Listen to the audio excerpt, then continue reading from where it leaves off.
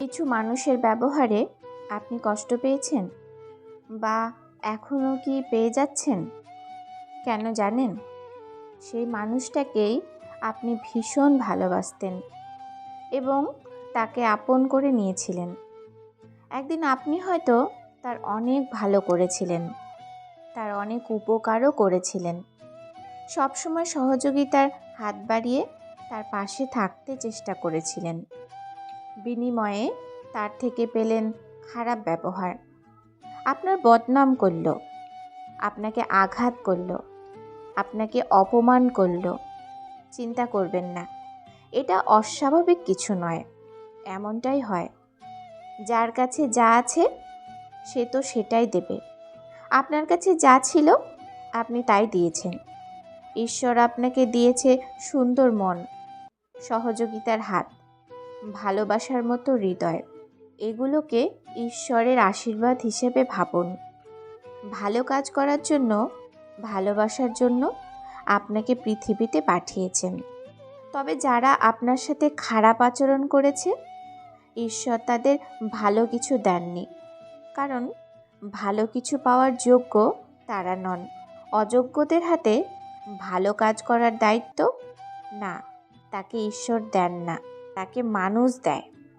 তাদের কাছ থেকে ভালো কিছু আশা করাটাই বৃথা। যার মধ্যে ভালো কিছুই নেই, সে কি করে আপনাকে ভালো কিছু দেবে? ভালো কিছু করতে গেলে সুন্দর মনের অধিকারী হতে হয়।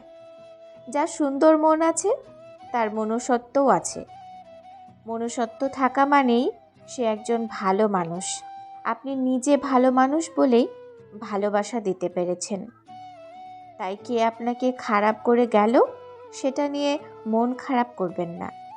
নিজেকে নিয়ে বেশি ভাবুন, নিজেকে সময় দিন। মনে রাখবেন, নর্দমা চিরকাল নর্দমাই থাকে, নর্দমা কখনো নর্মদা হয়ে যায় না। নিজেকে ভালো রাখতে তাই ক্ষমা করতে শিখুন। তাতে অনেক সুখ আছে। তবে ক্ষমার অযোগ্য ব্যক্তিকে ক্ষমা করা নয়। যাকে ভুলতে পারবেন না তাকে ক্ষমা করে দিন, আর যাকে ক্ষমা করতে পারবেন না তাকে ভুলে যান, তাকে মন থেকে মুছে দিন। দিনের শেষে আপনাকেই ভালো থাকতে হবে। এই পৃথিবীতে ভালো থাকার দায়িত্ব কেউ নেয় না। শুধু মনের জোরটুকু হারিয়ে ফেলবেন না।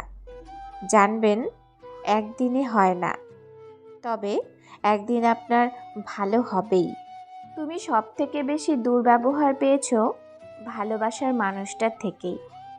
ভালোবেসে সব থেকে বেশি অবহেলা পেয়েছো কাছের মানুষটার থেকেই। যার কথায় সব থেকে বেশি দুঃখ পেয়েছো সে মানুষটিকে তুমি প্রাণের বন্ধু বলেই জেনেছো। হ্যাঁ, এটাই সত্যি।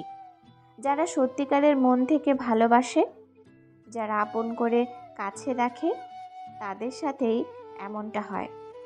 ভালোবাসা প্রকাশ করাটা তোমার কাছে সরলতার পরিচয় হলেও অপর দিকের মানুষটা ভাবে এটা তোমার দুর্বলতা।